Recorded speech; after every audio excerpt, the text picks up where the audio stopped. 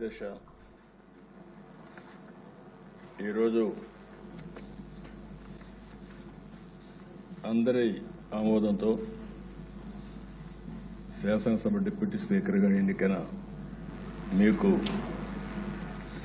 వ్యక్తిగతంగా తెలుగుదేశం పార్టీ తరఫున కూడా మనస్ఫూర్తిగా అభినందనలు తెలియజేస్తున్నా. శుభాకాంక్షలు అధ్యక్ష. సినిమా రంగంలో ఇక్కడే మా మిత్రుడు పవన్ కళ్యాణ్ గారు ఉన్నారు. త్రిపుల్ ఎంత సంచలనం సృష్టించిందో నేటి రాజకీయాల్లో మీ చరిత్ర కూడా అంత సంచలనాన్ని సృష్టించిన దిశ. త్రిపుల్ సినిమాలో నాటు నాటు పాట ఎంత పాపులర్ అయిందో ఈ త్రిపుల్ రచ్చబండ కూడా అదే మరి పాపులర్ అయింది. దానికి ఒక చరిత్ర ఉంది. అలాంటి ఒక్కొక్కసారి జీవితంలో కొన్ని సమస్యలు వస్తాయి. ఆ సమస్యల్ని ధైర్యంగా ఎదుర్కోవడం చాలా ముఖ్యం. తిరిగి ఆ కుర్చీలో కూర్చుంటే నిండుగా కనబడుస్తున్నారు. అందరూ కూడా ఆఫ్గా కొత్త కనబడుస్తారు, కానీ మీరైతే ఆ కుర్చీకి ఒక నిండుత్వాన్ని ఇచ్చారు. పంచకట్టు కూడా తెలుగు బిడ్డ పంచకట్టుతో వచ్చారు. చాలా సంతోషం. మిమ్మల్ని చూసినప్పుడు, ముఖ్యంగా ఈ కొత్త బాధ్యతలో మిమ్మల్ని చూసినప్పుడు చాలా సంతోషం కలుగుతూ ఉంది. మీరు తప్పకుండా మంచిగా రాణించాలని మనస్ఫూర్తిగా ఆకాంక్షిస్తున్నా. ఇక్కడుండే మెంబర్స్కి అందరికి కూడా ఒకసారి ఆలోచిస్తే వారి ప్రస్తావన కూడా మే 14, 1962 విజయవాడలోని కనుమూరి వెంకట సత్య సూర్యనారాయణరాజు గారు, అన్నపూర్ణమ్మ దంపతులు జన్మించారు. ఆయన ఒక పారిశ్రామికవేత్తగా, రాజకీయవేత్తగా గుర్తింపు తెచ్చుకున్నారు. రఘురామకృష్ణరాజు గారు విశాఖపట్నంలోని ఆంధ్ర విశ్వవిద్యాలయంలో పోస్ట్ గ్రాడ్యుయేషన్ చేశారు. డిస్టింక్షన్లో పాస్ అయ్యారు. అప్పటి నుంచి కూడా మీరు ఎక్కడ చూసినా ఉత్సాహంగా మెరిట్లోనే ఉన్నారు. ఆయన మొదటి నుంచి మెరిట్ స్టూడెంట్. ఇండస్ట్రీ కూడా విద్యుత్ రంగంలో, ఎడిబుల్ ఆయిల్స్లో ఇలాంటి వ్యాపారాలు కూడా చేసి గుర్తింపు తెచ్చుకున్నారు. వాళ్ళ కుటుంబానికి కూడా రాజకీయ నేపథ్యం ఉంది. శిరీష్ రాజు గారు, వీళ్ళ తాతగారు, ఆయన జిఎస్ రాజు గారు 1958 నుంచి 64 వరకు ఏపీ లెజిస్లేటివ్ కౌన్సిల్ పదవికి మొట్టమొదటిసారిగా డిప్యూటీ చైర్మన్గా పనిచేశారు. ఇంకో పక్క సిరీస్ ఫార్మా ఎస్టాబ్లిష్ చేశారు అప్పట్లోనే. కానీ కొన్ని కారణాల వల్ల దాన్ని ముందుకు తీసుకుపోలేకపోయారు. కానీ లేకపోయింటే ఈరోజు రిచెస్ట్ మ్యాన్ ఆంధ్రప్రదేశ్లో ఆయనే ఉండేవాడు. అప్పట్లో ఫార్మా అనేది చాలా ముఖ్యం. మన డిప్యూటీ స్పీకర్ గారు 19లో నర్సాపూర్ ఎంపీగా పోటీ చేసి గెలిచారు. అయితే వీరి ఆలోచన, వీరి వ్యక్తిత్వం మామూలుగా ఉండేవాళ్ళకి అడ్జస్ట్ కాలేరు.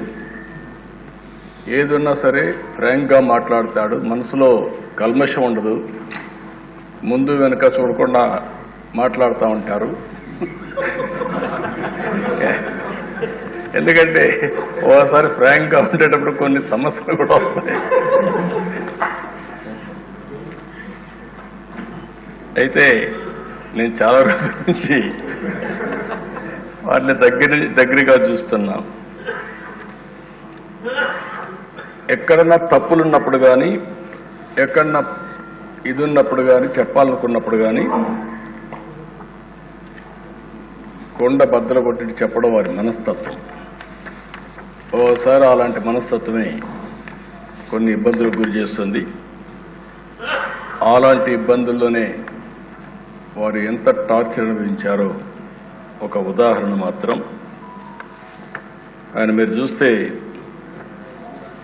పోయిన గవర్నమెంట్ ఎప్పుడైనా సరే ప్రభుత్వాలు ఒక సంస్కరణ చేయడం, ఒక అభివృద్ధి చేయడం, లేకపోతే సంక్షేమ కార్యక్రమాలు చేయడం వల్ల ఎక్కడికక్కడ ఒక పాపులారిటీ వస్తుంది.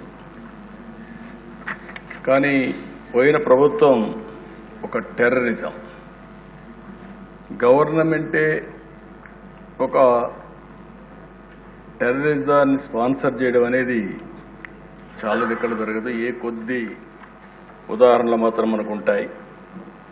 అలాంటి చూసినప్పుడు సొంత ఎంపీ విభేదించినప్పుడు, డిఫర్ అయినప్పుడు కావాలంటే మనం దూరంగా ఉంటాం, అది వేరే విషయం. కానీ ఏ విధంగా ఆయన పైన కక్షగట్టి పనిచేశారో, ఏ విధంగా కుట్రబన్నారో మనం ఒక్కసారి గుర్తుపెట్టుకోవాల్సిన అవసరం ఉంది. ముందు బెదిరించారు, భయపెట్టాలని చూశారు, కానీ ఏమాత్రం తగ్గలేదు. ఈయన నమ్ముకున్న సిద్ధాంతం ప్రకారం ముందుకు పోయి మాట్లాడే పరిస్థితికి వచ్చారు. అయితే మనం అందరం కూడా చూస్తే అలాంటి సందర్భంలో ఏకపక్షంగా తన సొంత ఎంపీ మీద రాజద్రోహం కేసు నమోదు చేసి, లేని కేసును నమోదు చేసి, ఆయన ఏమి కుట్రలు చేయలేదు, రాజద్రోహం చేయలేదు, లేకపోతే ఏదో పెద్ద ఇచ్చేసే సందర్భం లేవు. మనందరూ కూడా తెలుసు. రాజద్రోహం కేసు నమోదు చేసి 2021 మే 14వ తేదీన, మే 14వ తారీఖున ఆయన పుట్టినరోజు. ఆ పుట్టినరోజు ఆయన అరెస్ట్ చేసి పైశాచిక ఆనందం పొందాలనే ఉద్దేశంతో ఆయన అరెస్ట్ చేశారు. ఆ రోజు మీరు చూస్తే ఒక ఎంపీ పోలీస్ కస్టడీలో టార్చర్ చేయడం దేశంలోనే ఒక పెద్ద సంచలనమైంది. సిఐడి సీనియర్ అధికారులు, ఐపీఎస్ అధికారులు పోలీస్ కస్టడీలో ఒక ఎంపీని ఇలా హింసించిన సంఘటన భారతదేశ చరిత్రలో, నేను కూడా రాజకీయాల్లో 40 సంవత్సరాల నుంచి ఉన్నా, చాలా సంఘటనలు చూశాను. ఇదే మొదటి సంఘటన, ఇదే ఆఖరి సంఘటన నా అభిప్రాయం. నేను ఎప్పుడు చూడలేదు ఇలాంటి సంఘటన, ఎప్పుడు వినలేదు. ఆ రోజు మీరు చూస్తే 2021 మే 14వ తేదీన రఘురామరాజు గారి పైన సుమోటోగా కేసు పెట్టారు. ప్రభుత్వాన్ని కూలదోయడంలో భాగంగా కుట్ర చేశారని రాజద్రోహం కేసు పెట్టారు. TV5 ABNతో కలిసి కుట్ర చేశారని ఆరోపించారు. 9 గంటలకు కంప్లైంట్ పెట్టారు, 10 గంటలకు FIR నమోదు చేశారు. మధ్యాహ్నం 2 గంటలకు హైదరాబాద్లో ఇంట్లో ఉంటూ వచ్చి అరెస్ట్ చేశారు. అంటే మీరు గుర్తుపెట్టుకోవాల్సింది, 9 గంటలకు కంప్లైంట్ ఇస్తారు, 10 గంటలకు FIR రిజిస్టర్ చేస్తారు. ఆంధ్ర పోలీసులు హైదరాబాద్కు వచ్చి 2 గంటలకు అరెస్ట్ చేసి అక్కడి నుంచి ఈయన తీసుకొస్తారు. ఆ రోజు శుక్రవారం నేరుగా, మళ్ళా దీనికి శుక్రవారానికి కూడా ఒక సిగ్నిఫికెన్స్ ఉంది. శుక్రవారం అయితే ప్రొక్లైన్ వచ్చి ఎక్కడికక్కడ కూల్చివేతలు చేస్తారు. శుక్రవారం కానీ అరెస్ట్ చేస్తే కోర్టు ఉండదు కాబట్టి జైల్లో పెట్టొచ్చని ప్రయత్నం చేస్తూ కరెక్ట్గా అదే శుక్రవారం ఎంపిక చేసుకుని ఇక్కడికి తీసుకొచ్చారు. ఇక్కడ చూస్తే గుంటూరు సిఐడి ఆఫీస్ వారు కొన్ని విషయాలు చెప్పారు. తర్వాత బయట వచ్చినాక నేను ఆ రోజు ఒక పార్టీ అధ్యక్షుడిగా రాష్ట్రంలో ఎవరిని అరెస్ట్ చేసినా, పార్టీతో సంబంధం లేకపోయినా, రాజకీయాల్లో సంబంధం లేకపోయినా, వాళ్ళు ఎవరిని అరెస్ట్ చేసినప్పుడు సోషల్ యాక్టివిస్టులు అరెస్ట్ చేస్తే కూడా మళ్ళా వాళ్ళని పైకి తీసుకురావడానికి ప్రయత్నం చేసేవాడిని. ఆ పరిస్థితిలోని ఈయన కేసు కూడా నేను నేరుగా పర్యవేక్షిస్తూ ఎప్పటికప్పుడు పార్టీలో మేము మాట్లాడుకుంటూ వస్తున్నాం. ఆ రోజంతా కూడా ఆయన అరెస్ట్ చేసినప్పుడు నుంచి తీసుకువచ్చే దారిలో కానీ ఏమేం జరుగుతుందో ఎప్పటికప్పుడు మానిటర్ చేస్తున్నాం. అదే రోజు రాత్రి 5 ముసుగులో వచ్చి ఎంపీ పైన విపరీతంగా, అంటే పోలీస్ కస్టడీలో ఉండేటప్పుడు పోలీసులు వాళ్ళ దగ్గర పెట్టుకున్న రాత్రిలో ఈయన పైన దాడి చేయడం అనేది, పోలీసులు ఇలాంటి తప్పుడు పనులు చేయడంలో ఏ విధంగా మనసు వచ్చిందో నాకైతే అర్థం కాలేదు. కాళ్ళు కట్టేసి టిపికల్గా లాఠీలు రబ్బర్ బెల్ట్తో 5 దఫాలుగా, అంటే ఆ రబ్బర్ బెల్ట్ కూడా ఆయన చెప్పినట్టు ఆ రోజు నేను విన్నాను. అప్పుడే బైపాస్ కూడా చేశారు. అరికాళ్ల పైన, ఆ కాళ్ల పైన కొడితే అది ఐడెంటిఫై చేయలేదు. ఈవెన్ డాక్టర్స్ ఇది చేసినా కూడా ఐడెంటిఫై చేయలేరనే ఉద్దేశంతో విపరీతంగా కొట్టి రాత్రంతా కూడా ఇది చేశారు. అప్పటికే హార్ట్ సర్జరీ అయింది. గుండె మామూలుగా సర్జరీ అయినప్పుడు కొంచెం ఇబ్బందులు కూడా ఉంటాయి. అలాంటిది మంచం మీద ఎక్కి రొమ్ముల పైన కూడా ఎక్కి విపరీతంగా కొట్టి తీవ్రంగా హింసించారు. వాళ్ళు హింసించిన విధానం మీరు చూస్తే ఎక్కడికక్కడ మంచం కోళ్లు కూడా కింద నుండే కాళ్ళు కూడా ఇరిగిపోయే పరిస్థితికి వచ్చాయి. మామూలుగా అక్కడ సిఆర్పిఎఫ్ సెక్యూరిటీ ఉంటుంది. అలాంటి సిఆర్పిఎఫ్ సెక్యూరిటీ లేకుండా పంపించేశారు. రాత్రంతా తీవ్రంగా హింసించారు. తీవ్రమైన బూతులు తిట్టారు. రచ్చబండ పెట్టి ముఖ్యమంత్రి బెయిల్ రద్దు చేయమంటావంటూ కొడుతూ తీవ్రంగా క్షోభకు గురి చేశారు. ఒక సర్కిల్ ఇన్స్పెక్టర్, హెడ్ కానిస్టేబుల్ కాపలా ఉంటారు.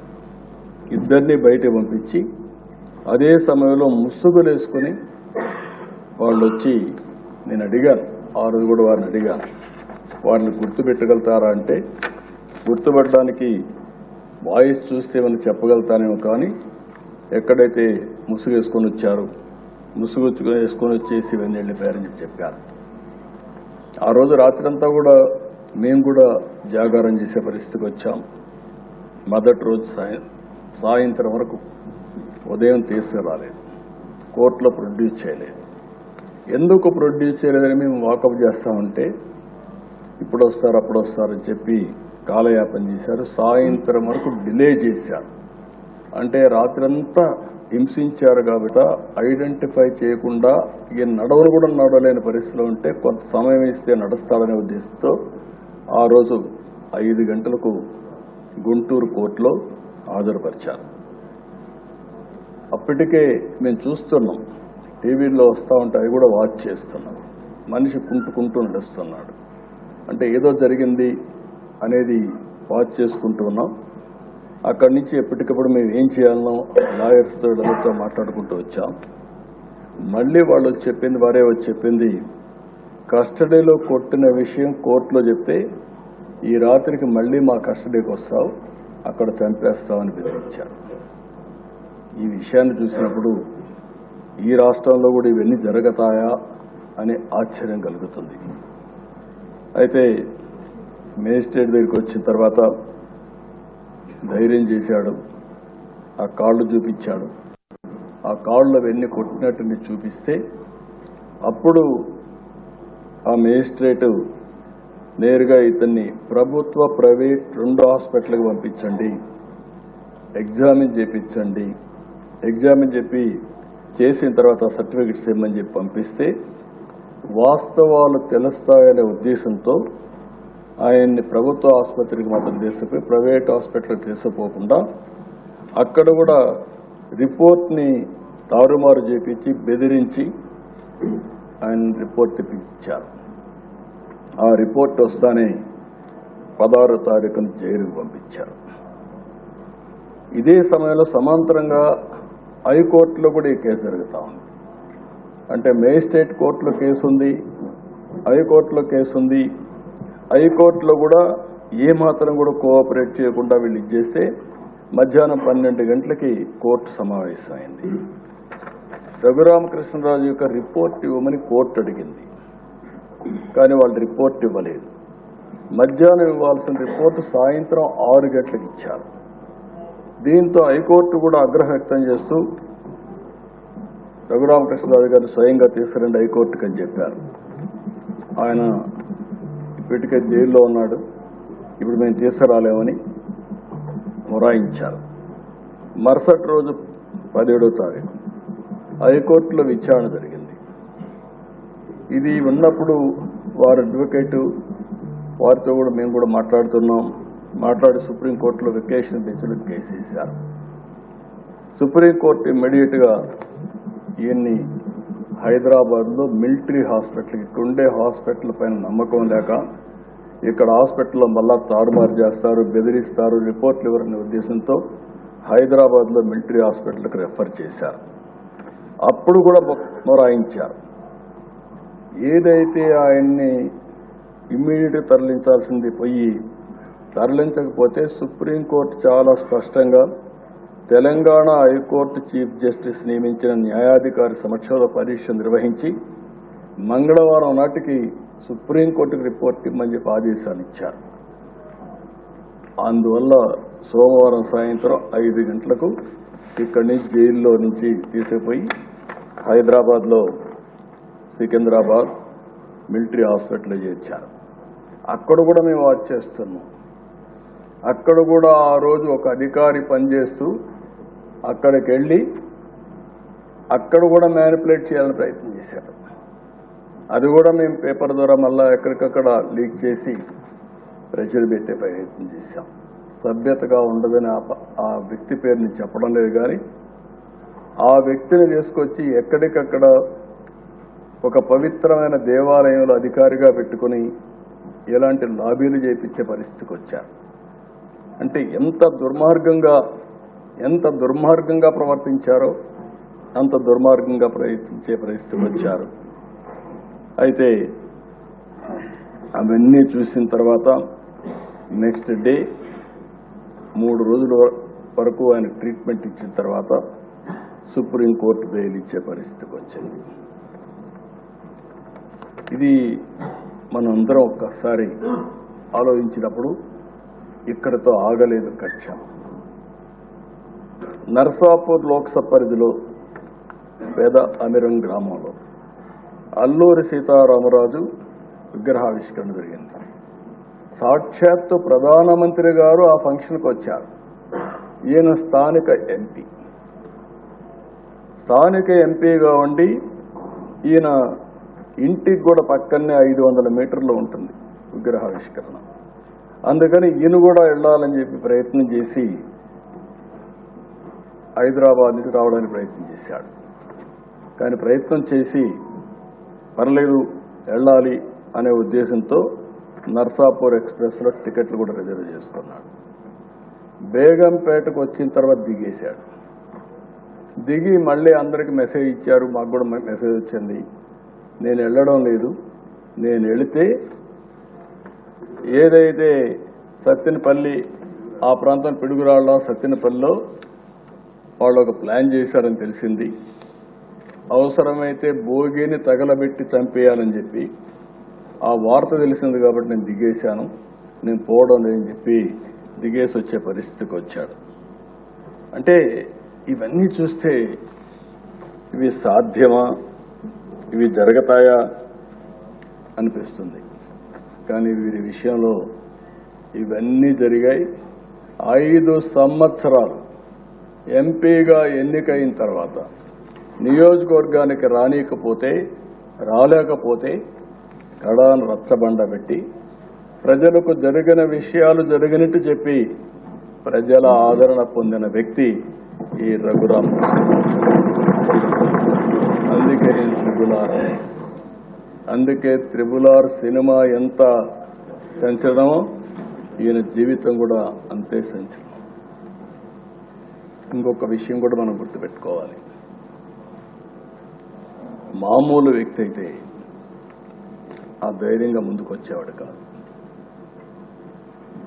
ఒక్కసారి నేను ఎన్నోసార్లు చెప్పాను, కొంతమంది నేరస్తులు నాకు ఇది చూసినప్పుడు ఒకటి గుర్తొస్తుంది. ఇలాంటి చూసినప్పుడు ఇంకా చాలా జరుగుతున్నాయి. అవి చూసినప్పుడు నాకు ఎప్పుడు కూడా దేశంలో ఎక్కడన్నా జరిగిందా అని నేను అధ్యయనం చేశాను. ఇక్కడుండే శాసనసభ్యులు 5 కోట్ల ప్రజలు కూడా అర్థం చేసుకోవాల్సిన అవసరం ఉంది. రెండోది ఆయన విషయంలోనే కాదు, నా విషయంలో కూడా జరిగిన తర్వాత ఏదైతే నా అభిప్రాయాన్ని ధృవీకరించుకున్నాను. నేను జైల్లో ఉన్నప్పుడు నా రూమ్లో కూడా సీసీటీవీ కెమెరాలు పెట్టి నేరుగా వాచ్ చేయాలని ప్రయత్నం చేశారు ఇక్కడి నుంచి, రిమోట్ నుంచి. అదే ఈయన విషయంలో కూడా ఆయన్ని కొడుతూ టీవీలో సెల్ ఫోన్లో ఆనాటి ముఖ్యమంత్రి చూశారని వారు చెప్పే పరిస్థితికి వచ్చారు. నాకు అది ఆ రోజు నాకు నమ్మశక్యంగా అనిపించలేదు. కానీ నా విషయంలో ఎక్కడైతే నన్ను జైల్లో పెట్టారో ఆ రూమ్లో కూడా సీసీటీవీ కెమెరా పెట్టి నేను ఏ విధంగా ఉన్నానో వాచ్ చేయడానికి ప్రయత్నం చేశారన్నప్పుడు నాకు నా అభిప్రాయాలు కన్ఫర్మ్ అయినాయి. అది అయిన తర్వాత నేను చాలాసార్లు ఆలోచించాను, ఎక్కడన్నా ఇలాంటి వాళ్ళు ఉన్నారా, ఎక్కడన్నా జరిగిందా ప్రపంచంలో అని అడిగితే ఒకే ఒక వ్యక్తి దొరికాడు. ఆ వ్యక్తి కొలంబియాలో ఎన్నో ఏళ్లకు మునుపు కాదు, 1980-85 ఆ ప్రాంతంలో ఏదైతే పాబ్లో ఎస్కోబార్, అతనికి ఇతనికి కరెక్ట్గా సరిపోతున్నాయి పోలికలు, దాంట్లో ఏం అనుమానం లేదు. అతను కూడా మీరు చూస్తే కొలంబియాలో మారక ద్రవ్యాల ముఠాలకు ఎస్కోబార్ నాయక్, అత్యంత ధనికుడుగా, నేరస్తుడుగా, దుర్మార్గుడిగా ఎమర్జయ్యాడు. దుర్మార్గుడు అంటున్నా నేను. ప్రపంచ మార్కెట్లో 80% కోకైన్ వంటి మారక ద్రవ్యాలని తయారు చేసి సరఫరా చేసి మొత్తం ప్రపంచంలోని డ్రగ్ స్మగ్లర్గా తయారయ్యాడు. మన ఈయన కూడా చూస్తే గంజాయి వచ్చింది, డ్రగ్స్ వచ్చాయి. ఈరోజు నేను హామీ ఇస్తున్నా, ఎట్టి పరిస్థితుల్లో రాబోయే రోజుల్లో ఎవరైనా సరే గంజాయి అమ్మినా, గంజాయి పండించిన ఉక్కు పాదంతో ఈ ప్రభుత్వం అణిచివేస్తా. ఒక్కరోజు మాట్లాడా? ఒక్కరోజు కనీసం ఆలోచించాడా? ఎంతమంది పిల్లలు, ఎంతమంది నాశనం అయిపోయారు గంజాయి తీసుకొని, ఎంతమంది డ్రగ్స్ కడెక్ట్ అయిపోయి ఎన్ని ఘోరాలు నేరాలు జరిగాయంటే అన్ని ఘోరాలు నేరాలు జరిగే పరిస్థితి వచ్చింది. ఆ పాబ్లో ఎస్కోబార్ అయితే 1985లో సుప్రీంకోర్టులో గెరిల్లాతో దాడులు చేయించాడు. 11 మంది న్యాయమూర్తులను చంపేశారు. ఈ ఎంపీని కూడా అదేవిధంగా చంపేవారు. కనీసం ఈ దేశంలో ప్రజాస్వామ్యంలో కాస్త కోస్తో చెక్స్ అండ్ బ్యాలెన్సెస్, కోర్టులు ఇవన్నీ ఉన్నాయి కాబట్టి కొంతవరకన్నా బయటపడ్డాం. కానీ లేకపోతే ఇతన్ని ఎప్పుడో ఎలిమినేట్ చేసే పరిస్థితికి వచ్చారు. సుప్రీంకోర్టులో బుల్డోజర్తో గుర్తించారు.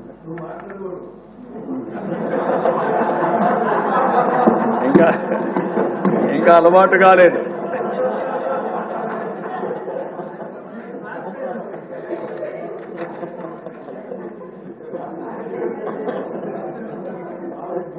కాబట్టి మీరు అతనికి ఇతనికి చూస్తే ఒక వ్యక్తి అతని మీద మాట్లాడాడని, మినిస్టర్ పార్లమెంట్లో మాట్లాడాడని అతను చంపించేశాడు. ఇక్కడ అదే సంఘటనలు జరుగుతున్నాయి. ఎవరైనా సరే మాట్లాడితే, ఎదురు తిరిగితే, లేకుంటే ప్రజాస్వామ్యంలో ఇది తప్పు అని చెప్పితే ఇంకా వాళ్ళ మీద పడిపోయే పరిస్థితి. శాసిస్తున్నాడు, ఎవ్వరూ మాట్లాడడానికి వీలు లేదని శాసించే పరిస్థితికి వచ్చారు. అలాంటి పరిస్థితిలో ఎదురొడ్డి ఇంకా ఎమోషన్ ఉంది, ఇన్ కోర్స్ ఆఫ్ టైం తగ్గించుకుంటారు.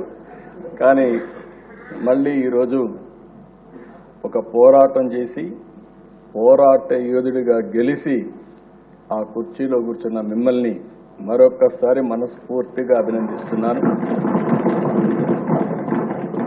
ఒక వ్యక్తి చట్టసభకు రావడం అంటే ఎంతో గొప్ప అవకాశం. ప్రజలుగా చట్టసభలకు వెళ్ళిన వారు ప్రజా సమస్యలపైన పోరాడవలసిన అవసరం ఉంది. గడచిన 5 సంవత్సరాలుగా చూశాం. ఇదే కుర్చీలో అంత మునుపు 14 సంవత్సరాలు కూర్చున్నా అదే అపోజిషన్ కుర్చీలో కూర్చున్నాను. ఆ రోజులు ఇప్పుడు కూడా గుర్తొస్తాయి. ఒక్కరోజు కూడా అసెంబ్లీ సుజావుగా జరగడం కానీ బూతులు లేకుండా అసెంబ్లీ జరిపిన సంఘటనలు లేవు. సరే, అందరి మాదిరిగా నాకు కూడా అవమానాలు జరిగాయి. అవన్నీ నేను ఇప్పుడు పోవడం లేదు. కానీ ఆ రోజు కూడా ఒక మాట చెప్పాను, ఇది గౌరవ సభ కాబట్టి ఈ సభలో నేను ఉండలేను. మళ్ళీ ప్రజాక్షేత్రంలో గెలిచి గౌరవ సభగా చేసిన తర్వాతనే ఆ సభలో అడుగు పెడతానని వచ్చాను. ఈరోజు అందరం కూడా దీన్ని గౌరవ సభగా చేయడం కోసం ప్రజాప్రతినిధులుగా మనందరం ఈ సభ ఔన్నత్యాన్ని, గౌరవాన్ని కాపాడవలసిన బాధ్యత మనందరిపైన ఉంది. ఇక్కడుండే నిన్నటి వరకు మీరు ఏది మాట్లాడినా చలామణి అయింది. కానీ ఇప్పటి నుంచి ఆ కుర్చీలో కూర్చున్న తర్వాత ఆ కుర్చీ గౌరవాన్ని కాపాడుతూ మీ గౌరవాన్ని పెంచే విధంగా మీరు ముందుకు పోవాల్సిన అవసరం ఉందని చెప్పి కూడా డిప్యూటీ స్పీకర్గా వారిని కోరుతున్నా.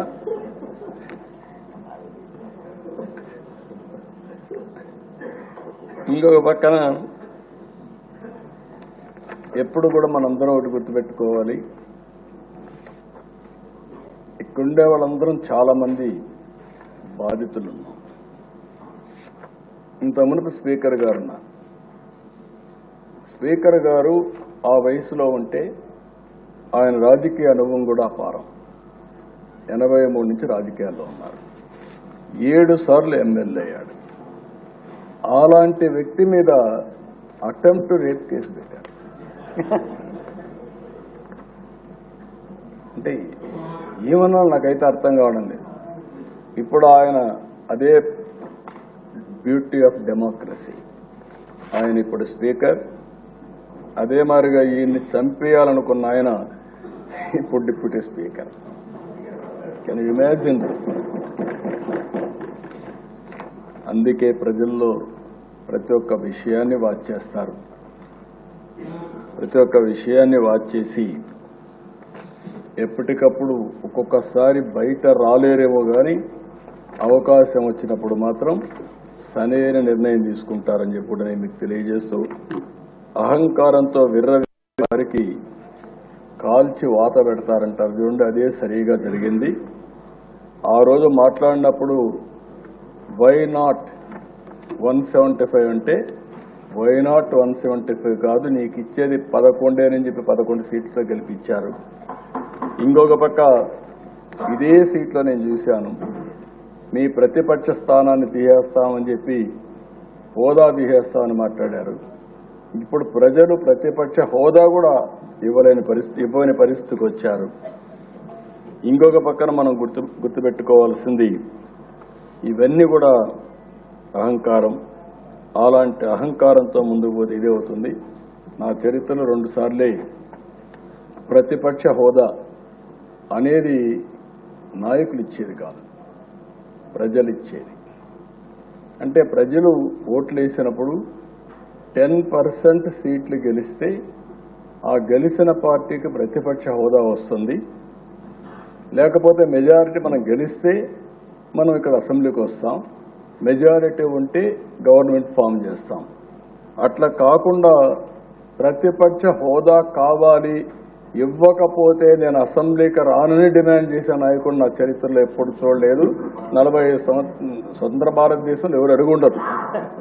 అంటే మనం గుర్తుపెట్టుకోవాల్సిన ఒక వ్యక్తి యొక్క వ్యక్తిత్వం, ఆలోచన విధానం, డిమాండ్ చేయడం, డిక్టేట్ చేయడం, శాసించడం, ఇవన్నీ కూడా ప్రజాస్వామ్యంలో ఎప్పుడు కూడా ఉండవు. అలాంటి జరిగే పరిస్థితి వచ్చింది. ఎప్పుడు కూడా ప్రజాస్వామ్యాన్ని మనం గౌరవించాల్సిన అవసరం ఉందని చెప్పి కూడా నేను మీకు తెలియజేస్తున్నా. అయితే ఏది ఏమైనా ప్రజలు ఒక చైతన్యంతో బాధ్యతతో ఓటేసి కూటమి ప్రభుత్వాన్ని గెలిపించారు. ఇది ప్రజా ప్రభుత్వం, ప్రజలకు జవాబుదారీగా ఉండే ప్రభుత్వం. ప్రజలు మనకిచ్చింది అధికారం, అది కూడా ఒక బాధ్యత. అందుకే తొలి రోజు నుంచి సంక్షేమం, అభివృద్ధి, సుపరిపాలన కోసం మనం నిర్ణయాలు తీసుకుంటున్నాం. 150 రోజుల్లోనే అనేక సంక్షేమ కార్యక్రమాలని, అనేక పాలసీని తీసుకొచ్చాం. ఈరోజు రాష్ట్రంలో ఫ్రీగా నేను అనుకుంటున్నాను 5 సంవత్సరాల్లో ఇంత స్వేచ్ఛగా అసెంబ్లీ జరిగింది 1924 ఒక్కరోజు కూడా లేదు. ఇప్పుడు ఎవరైనా సరే ప్రతిపక్షం ఉన్నా ఇదే మాదిరిగా ప్రవర్తిస్తాం. అయితే సాంప్రదాయాలు లేకుంటే మనకు వచ్చినటువంటి దీని ప్రకారం రూల్స్ రెగ్యులేషన్స్ పాటిస్తే సుజావుగా అసెంబ్లీ జరిగే అవకాశం వస్తుంది. అదే మరి ఇంకొక పక్కన మనందరి బాధ్యత విధ్వంసమైన రాష్ట్రాన్ని మళ్లీ నిలబెట్టడానికి మనం నిర్ణయాలు తీసుకోవాల్సిన అవసరం ఉంది. అలాంటి నిర్ణయాలకు ఈ సభ ఒక వేదిక. ఇంకొక పక్క ఒక పబ్లిక్ పాలసీ చరిత్రను మారుస్తుంది. ప్రజలకు మనం ఇచ్చే విధానాలన్నీ ఇక్కడనే చర్చిస్తున్నాం, అవన్నీ రూపకల్పన చేస్తున్నాం. ఆ రూపకల్పన చేసి అవి అమలు చేస్తే ఒక చరిత్రని తిరగరాసే అవకాశం ఉంటుంది. ఈ యొక్క 24-29 శాసనసభ అలాంటి చరిత్ర తిరగరాయడానికి, స్వర్ణ ఆంధ్రప్రదేశ్ చరిత్రని ప్రారంభించడానికి ఈ సభ ఎంతో దోహదం చేస్తుంది. అలాంటి సభలో అధ్యక్షులుగా చింతకాయల అయ్యన్నపాత్రుడు గారు, డిప్యూటీ స్పీకర్గా మీరు ఉండడం మాకెంతో గౌరవం అని చెప్పి కూడా నేను మీకు తెలియజేసుకుంటున్నా. అయితే అధ్యక్ష, నాకు ఒకటి అనిపిస్తుంది, మిమ్మల్ని నాడు రాష్ట్రానికి రానియని వాళ్ళు నేడు మీ ముందు సభలోకి రాలేని, కూర్చోలేని పరిస్థితి వచ్చింది.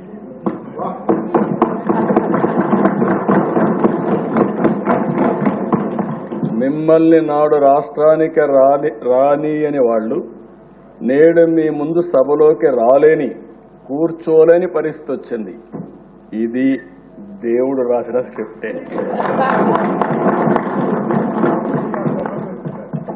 That is the beauty of democracy, that is the miracle. ఆ రోజు ఒక్క క్షణం భగవంతుడు చిన్న చూపు చూసుంటే తిరుమలని ఇక్కడ చూసేవాళ్ళం కాదు.